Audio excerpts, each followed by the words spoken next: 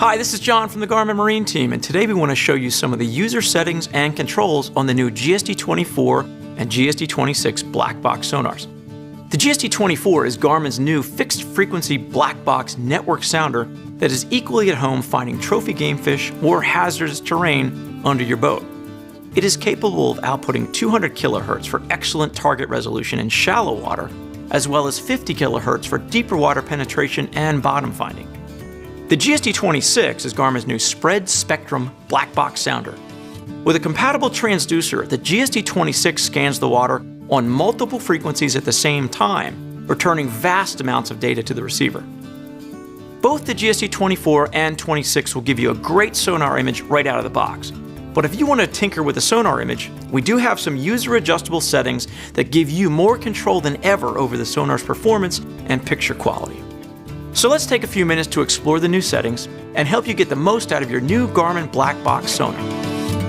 Okay, I have a GPS map 7215 hooked up to a GSD26, and we're looking at the main sonar page.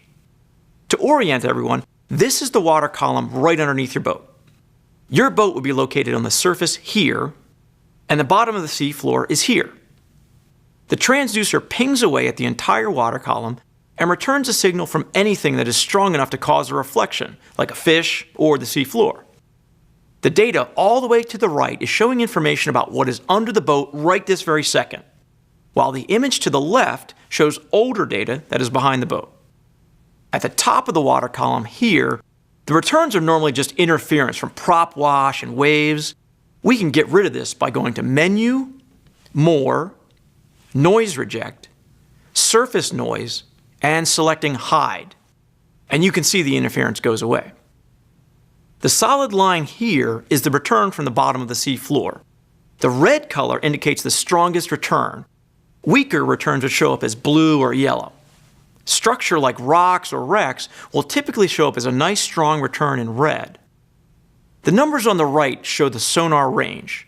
In this case, we're showing the water column from 0 to 450 feet, with the bottom at about 400 feet.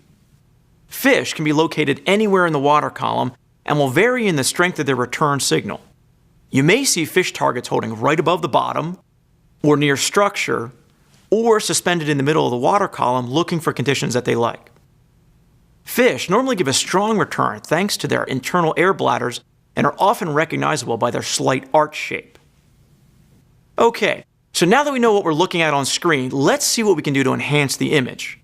All the settings we want to adjust are located by touching the Menu button to access the sonar main menu. The first setting we come to is the gain setting. The gain controls the sensitivity of the sonar receiver. Increasing the gain allows us to see smaller and weaker targets, but increase the gain too much and you get clutter all over the screen. New with the GSD24 and 26, Garmin offers 3 preset gain settings: Auto Low, Medium, and High, that allow your sounder to adjust the gain band automatically in an attempt to give you the best picture. If you want to manually override the sounder, simply touch the up or down keys until you get the image you want on the screen and touch Done. Let's touch the Menu button and then More to get some more advanced settings. The Shift option allows you to focus on a particular section of the water column and eliminate returns from unproductive water. Using the Shift function instead of Zoom gives you a much higher resolution image and shows better detail in a specific range. Touch the Noise Rejection and you get several options. First option is Interference. If you are getting some clutter or noise on the screen from another depth finder on board, you can select Low, Medium, or High to eliminate that interference. Color Limit allows a user to reduce the amount of low-level signal noise so that you only see hard targets. Be careful though, as it could eliminate thermoclines, which can be indicative of productive fishing waters. The Smoothing option is great as a way to eliminate noise. With smoothing turned on, the GSD24 or 26 will sample the returns from the transducer and it will compare one ping against another. So noise or interference that appears as a target on one ping but not the next will be eliminated, resulting in a cleaner return. The higher the smooth setting, the more pings it will compare and the more noise it will eliminate. Under the Sonar Appearance menu, we have a new setting called Edge. This helps to highlight the strongest signal from the bottom to help you define the hardness or softness of the signal.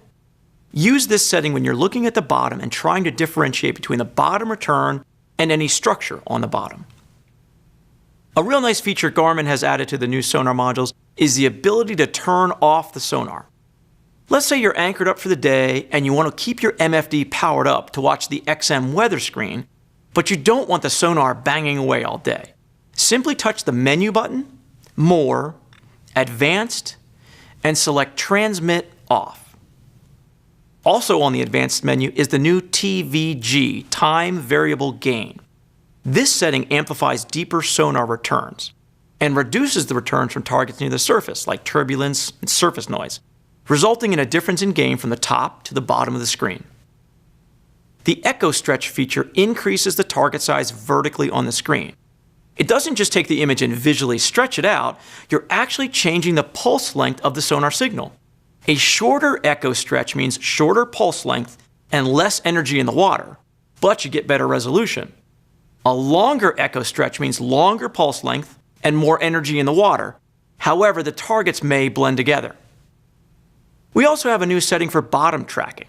This setting lets you select which frequency, high or low, that you want the bottom tracking algorithm to use in the depth calculation. Auto setting chooses the best frequency based on depth.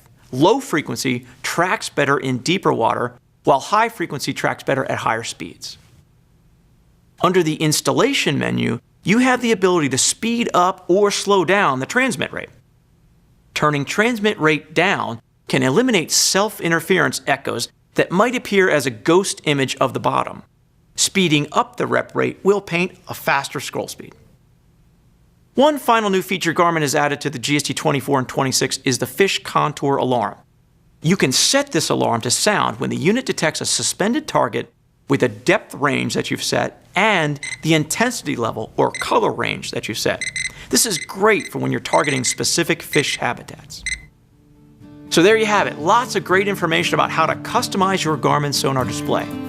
If you have any more questions about the GSD 24 or GSD 26, go to garmin.com/marine or ask any one of our authorized installing dealers. Thanks for watching, and we'll see you on the water.